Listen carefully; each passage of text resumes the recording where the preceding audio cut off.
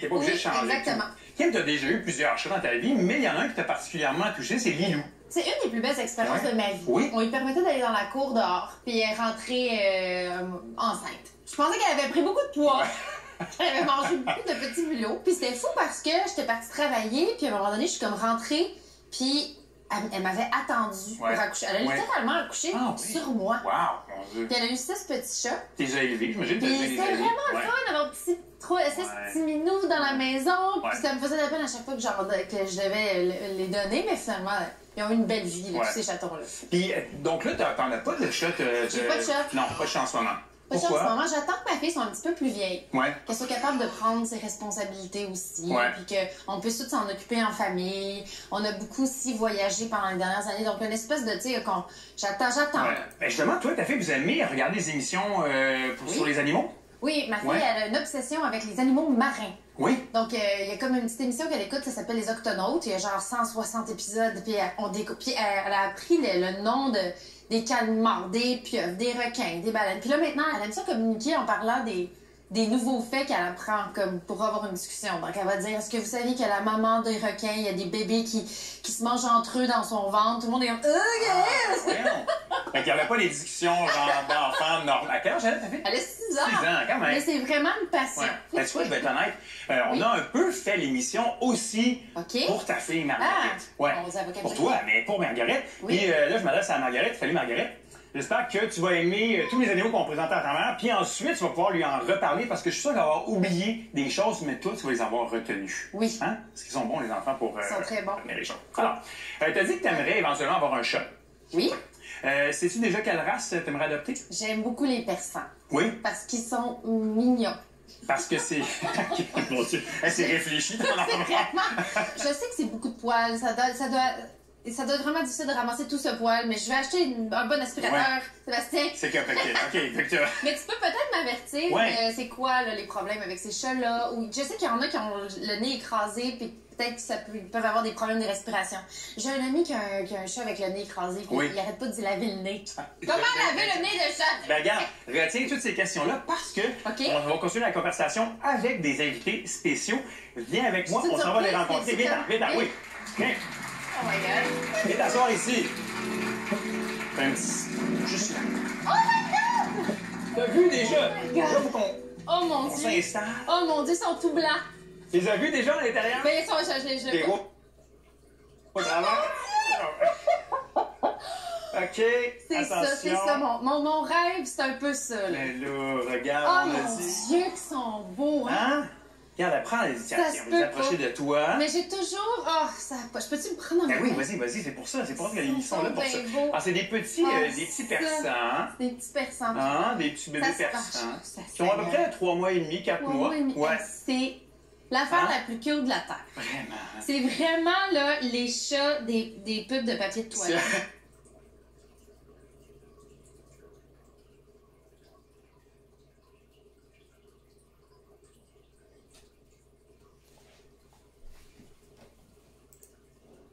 C'est exactement ça. On a tout ça dans la tête. Hein? Oui.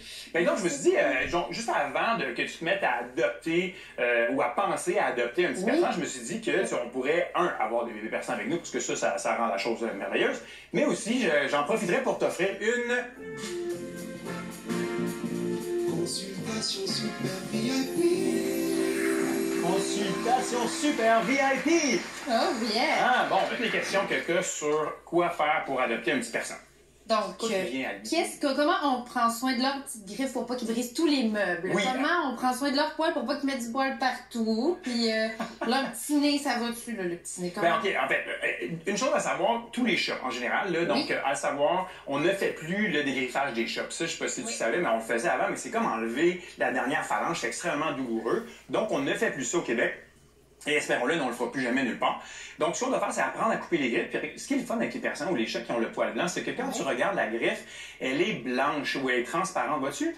On voit un petit triangle rose. et la griffe est transparente. Donc, on va apprendre à couper les griffes très facilement chez les chats qui sont un peu plus blancs.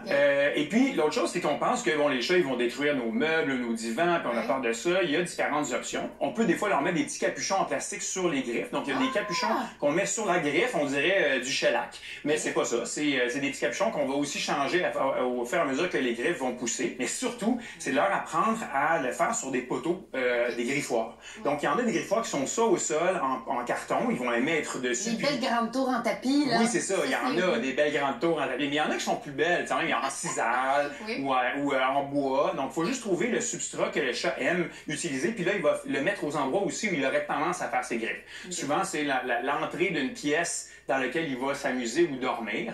Donc, il veut montrer que c'est sa pièce à lui. C'est pour ça, souvent, qu'ils vont le faire sur le divan, parce qu'ils dorment sur le divan, puis ils vont mettre leurs griffes sur le divan. Puis l'autre chose, c'est que les chats, comme les persans, ont un visage qui est écrasé. Tu le disais, le visage écrasé, on appelle ça brachycéphale, c'est-à-dire que les mâchoires sont plus courtes qu'elles ne devraient l'être sur un chat qui a une autre conformation, donc les chats naturels, qui n'ont pas été croisés génétiquement. Et ce que ça fait, c'est que le nez qui est écrasé, le canal qui amène les larmes de l'œil au nez est tortueux et donc les larmes débordent souvent des yeux. C'est pour ça que ton ami doit nettoyer en avant ici. Là, il y a des petites coulisses là, ici là, qui viennent brunes là, près des yeux. Donc, il faut les nettoyer. Il faut quand même apprendre à brosser les dents aussi du chat. Donc, il faut savoir ça. Oui, tout le monde à la maison, on apprend à nos petits bébés chats à se faire manipuler dans la bouche comme ça. On rentre nos doigts dans la bouche et on vient toucher les gencives. Puis, comme ça, ils s'habituent à se faire brosser les dents en très jeune âge. Puis après ça, quand ça va être le temps de brosser, ça va être beaucoup plus facile. On évite beaucoup de problèmes de bouche, surtout sur les chats qui ont le nez écrasé. C'est plus souvent, c'est plus fréquent. Donc voilà. T'en sais pas mal plus maintenant. Sinon, oui, je vais être correct. Hein? Là, on pourrait aussi penser à peut-être te faire réaliser un de tes rêves. Parce que tu l'as mentionné tantôt. Tu disais que les petits persans blancs, ça te faisait penser à des publicités. Oui, de papier de toilette. C'est là que j'ai découvert les petits persans blancs. Oui, c'est ça. En jeune âge, ça a marqué ton enfance. Je jouais dans la boîte. Eh bien, Kim, tu dis que c'est ton rêve. Eh bien, on va le réaliser. On va voir le résultat plus tard dans l'émission, mais on prend une petite pause, nous, pendant ce temps-là, et puis on va faire tirer dans le public en studio un cadeau de notre partenaire Sabine et Gaspard. Revenez-nous après la pause.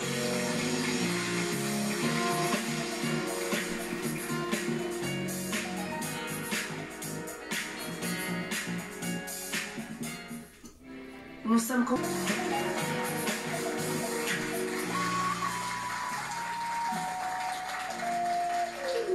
Ah, c'est dans une ambiance feutrée. Et merci Freddie and the Foundation! Bon! Bravo! Kim, tu reviens du Japon. Oui. Et puis, t'as été étonné un petit peu du traitement que les Japonais réservent aux chiens. Oui, c'est ça. Mais ils s'en occupent comme des bébés. Oui. Les gens se promènent avec des poussettes luxueuses. Là. Je connais les poussettes, j'ai un enfant, je sais comment ça coûte une poussette. Tu reconnaissais les poussettes. Puis, oui, les poussettes luxueuses, là, vraiment très chères. Là, les petits chiens se promènent dedans, ils ont des petits habits, ils sont nourris dans des petits cafés pour animaux, pour chiens, à la cuillère. Ils ont comme, c'est des bébés. Le seul problème là-dedans, c'est qu'il y a beaucoup de chiens qui, dès le jeune âge, en fait, on a créé des très petites races de chiens qui, on dirait, on a envie d'avoir dans nos bras comme des petits bébés. Oui. Et ils apprennent jamais à être heureux au sol. Ils développent de l'anxiété, ils veulent mordre quand on veut l'enlever des bras de quelqu'un. Donc, c'est plus le comportement de petits chiens de bras ou de petits chiens de poussette maintenant qui est problématique. Donc, c'est l'extrême. Faut laisser les chiens courir. Ouais, c'est ça. Les petits pas. Ouais.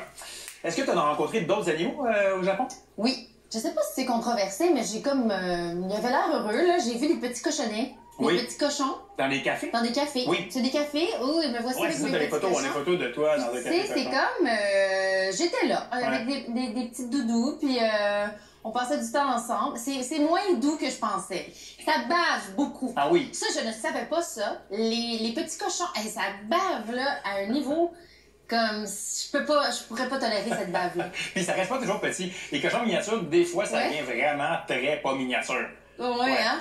Mais j'ai trouvé intelligent, ceci dit. Il y avait comme une espèce d'intelligence dans le regard, il se promenait. C'est pas mauvais, en fait, ça. Parce que, en fait, en autant que l'animal est un animal qui est domestiqué, qui est heureux avec les humains, qui est pas retenu là contre son gré ou contre son bonheur ou qui sont pas stressés. Donc, des cochons, des chats, des chiens, des furets, c'est des animaux qui sont habitués d'être avec les humains, qui sont élevés en captivité, donc où ils sont nés avec les humains.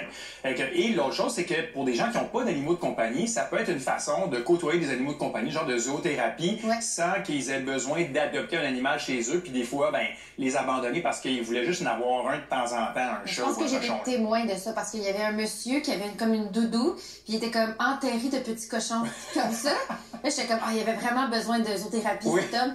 Puis il était vraiment comme en train Oui. de méditer, puis les petits cochons dormaient sur lui, puis j'étais, oh, lui, on ne Oui. dérange pas. Mais ça devait faire du bien. Ben, C'est sûr clairement. que c'est pour ça. On est prêt, Kim, à te présenter mon ton Dieu. prochain invité. Par contre, je t'avertis, bon, il faut essayer d'éviter de le regarder dans les yeux. OK. Tu peux, genre, juste un petit coup d'œil, mais pas genre de même, genre. OK. Ça pourrait être très, très dangereux Ah, pour ouais, toi. c'est quoi? Non, non. Dangereux? Ah, ben, ouais, c'est quoi? Alors, Ok. est-ce que t'es prête? Oui! Pas dans les yeux, hein? Pas dans les yeux! Qu'est-ce que c'est ça? Un lézard? Viens, on s'en va le rencontrer. Viens avec moi.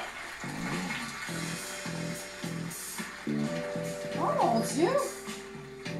Oh my God, c'est un singe! Oh my God! Ouais, la porte est fermée. Bien fermé, parfait. Oh Voilà. my God! Tu peux être maîtrise. Hello! Elle s'appelle Véronica, mais tu peux l'appeler Vi, OK. son surnom. C'est son surnom. Puis chez le singe vervet, quand on fixe dans les yeux, c'est un signe d'intimité. OK. Donc là, comme tu la connais pas On n'est pas encore, rendu là. on est plutôt, tu peux la regarder, sa tête, ses pattes, tout ça, un petit regard vite au niveau des yeux, mais on fixe pas parce que pour nous, chez l'humain, quand on est émerveillé, souvent on est porté à fixer. Oui. Mais pour le singe vervet, c'est comme là, puis on se connaît-tu à ce point-là? On se connaît pas à ce Pas point. sûr. Est-ce Oui. que Vie est née en captivité? Oui, elle est née en captivité. Évidemment qu'on pourrait pas être aussi près d'un singe vervet en nature. On les retrouve en Afrique, puis ils sont tous un peu charmants comme Vie. C'est-à-dire qu'ils ont du pelage blanc autour du visage, mais ils ont les mains, le visage qui est noir. Puis ils ont une espèce de teinte verte au niveau du poil sur le dos. Probablement pour ça qu'on les appelle singes vervets. Oui, pour la couleur, la couleur. la couleur du pelage. Exact. Puis là, bon, elle mange à peu près 1 livre et quart de raisins secs. Oui. Ça mange quoi, Ça en ne- nature, un Ça singe ne mange vervet? pas que des raisins secs, mais c'est omnivore. Donc vraiment, autant des fruits, des légumes que de la viande. Ça va manger des pousses, des plantes, mais aussi des invertébrés, des reptiles, des œufs, des petits oiseaux. Oui. Pratiquement tout ce qu'ils peuvent attraper, même des baies, des fruits. On dit que c'est un des singes les plus omnivores avec le chimpanzé et le babouin. Fait que vraiment, là, c'est hyper diversifié tout ce qu'ils vont manger. Allô? Tiens, regarde, essaye de donner une petite... petit prends le raisin dans ta ça? main. OK. Puis là, Oui, dans le ouvre, raisin ouvre sur ta le- main complètement dans la paume de ta main. OK. Regarde. Hé, viens. Viens. Oh Tu my peux God. reculer ensuite. C'est ça. Parfait. C'est quand même magique un peu. Oui, c'est comme une petite main. Hein? Oui, c'est ça, la petite main qui vient te chercher. Ah, Là, t'es oui. avec un singe. Oui. Mais je pense que c'est des singes qui vivent quand même en groupe. Oui, ben comme beaucoup de primates, hein, comme nous les humains, on vit en groupe. On parle en moyenne 30 singes vervets qui vont vivre ensemble, mais ça peut aller jusqu'à 60 voire 70 singes qui vivent ensemble. Donc des femelles avec leurs petits et quelques mâles. Et en fait, c'est une façon de voir les prédateurs plus facilement. C'est comme la vie de groupe est plus facile. Donc ils vont au sol s'alimenter. Il y en a qui font les sentinelles, puis il y en a qui s'alimentent. Puis ensuite, ils vont dans les arbres dormir. Est-ce que ils communiquent ensemble? Ils communiquent entre eux verbalement ou c'est plus physiquement? Ben, vous l'avez vu, hein, tout son visage exprime tellement d'émotions. Donc, Ouais. ils ont des postures. La queue aussi va servir à communiquer, mais ils ont aussi plein de sons. Ils peuvent reconnaître les voix des différents singes vervets. Donc, ils ont vraiment des voix différentes. Et aussi, ils ont un paquet de signaux pour signaler une alarme s'il y a un danger qui s'approche. Donc, par exemple, si c'est un léopard qui est au sol, c'est un son différent que si c'est un aigle qui est dans le ciel, par Oui, c'est exemple. ça, parce qu'on a le son de la menace des singes vervets, mais quand c'est quelque chose qui vient du ciel, Ouais. en premier. Oh.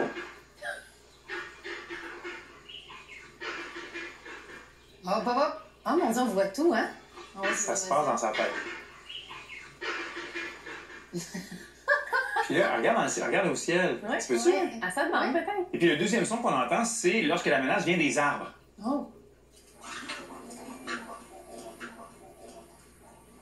Mais en fait, Vie, elle est née en captivité, donc elle n'a jamais eu besoin d'avoir cette relation sociale-là ou ces sons-là. C'est pour ça qu'elle réagit peut-être pas aussi. Je pense qu'elle reconnaît le son d'un singe, mais je pense pas qu'elle reconnaît le fait que c'est un La danger. signification exacte. Ouais. On avait voir l'autre côté, il y a où l'oiseau? Il n'y a pas d'oiseau. Parce que C'est là, pas parce des que à la fin, ça peut être rendu tellement rendu habitué à Vie. Oh mon Dieu! Je voulais pas l'intimider. Elle me regardait droit dans les yeux. Peut-être qu'on est rendu intime. Je pense qu'elle voulait dire que t'en Viens avec moi, Ah oui? vas-y. OK. En fait, c'est un signe, ça, parce que, Ok. tu vois, c'est exactement ça. Le Elle me regarde regard. dans les yeux. Oui. C'est intimidant, hein? Oui, vraiment. En fait, c'est qu'entre Joanie. singes verveilles, ils vont faire ça, tu sais, ils vont prendre la nourriture, puis quand Ouais. l'autre s'approche, ils font comme juste faire savoir que, tu sais, c'est à C'est moi. ma nourriture. Fait qu'elle considère comme une compatriote de son groupe, tu sais. OK, parfait. On a des compatriotes. Non, mais c'est vraiment... Le regard qu'elle lui a fait était assez incroyable. C'était vraiment intimidant. Hey, merci beaucoup, Joanie. C'était Ça fait super plaisir. intéressant. Merci. Vraiment. Vi, t'as été Merci. super. Merci, Vi. Non, mais ça fait un beau moment, ça, c'est un grand moment de télé. La fois, je me suis Oui, intimidée ça. par un singe. C'est ça. OK, j'avais promis qu'on Oui. réaliserait ton rêve. Oui. Et de jouer dans une pub de papier de toilette avec Oui. des petits chats blancs. Oui. Eh bien, c'est le moment de révéler le résultat. C'est bien épais. Mais en fait, je dirais même que c'est doublement épais. Je te dirais, regarde ça. Parce que le monde d'aujourd'hui est souvent rude. Parce qu'on a tous besoin de délicatesse. Le papier Kim. Un papier qui me fait du bien. Un papier Kim rempli de douceur. Un papier qui me laisse jamais tomber. Même dans les moments difficiles. Le papier Kim, parce que le bonheur devrait toujours avoir deux épaisseurs.